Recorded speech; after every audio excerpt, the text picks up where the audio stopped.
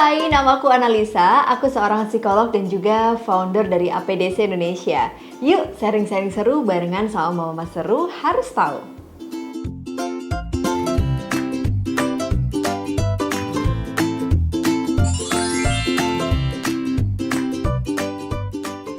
Sebenarnya harapan tuh apa sih? Kekuatan ketika kita sedang menghadapi kesulitan, keterpurukan. Bayangin ya para mama kalau kita nggak punya harapan setiap hari. Aduh, rasanya bangun tidur, kita punya banyak pekerjaan rumah, pekerjaan kita sendiri sebagai pekerja, dan belum lagi tugas-tugas kita yang lain gitu ya. Kita nggak pernah tahu loh alasan kenapa kita harus bertahan pada saat itu kalau kita tidak punya harapan.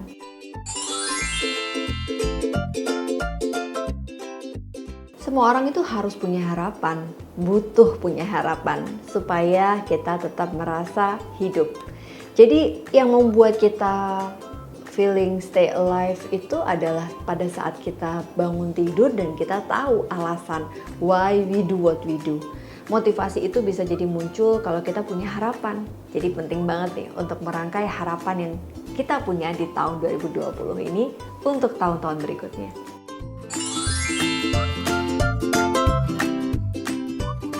Kadang-kadang merangkai harapan itu butuh uji coba ya, kita untuk bercerita kepada orang lain sampai kita mendapatkan validasi bahwa harapan itu adalah sesuatu yang benar-benar kita inginkan. Atau validasi itu muncul dari diri kita sendiri pada saat kita bertanya kepada diri kita. It's okay, itu bisa dilakukan dengan bertanya kepada orang lain maupun diri sendiri, sehingga kita punya satu keyakinan bahwa ini adalah harapan kita untuk bangkit dan lebih baik lagi, sehingga kita tahu why kita harus mencoba lagi dan mencoba lagi.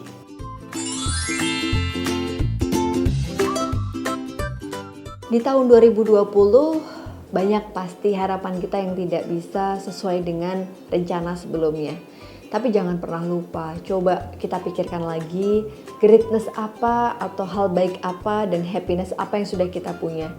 Alih-alih kita memikirkan apa yang belum kita dapetin atau apa yang kita resapi sebagai sebuah kegagalan, lebih baik kita evaluasi lagi. Kenapa ya aku belum berhasil dan kenapa ya ini semua belum tercapai, sehingga pengembangan diri apa yang harus aku lakukan untuk tahun berikutnya.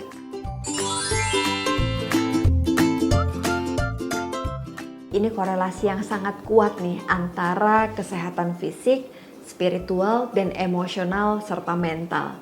4 area ini yang harus kita jaga untuk lebih baik lagi di tahun mendatang.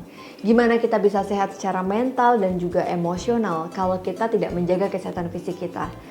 Lagi-lagi protokol kesehatan dan jaga imun tubuh kita agar kita sehat dan jauh dari virus apapun.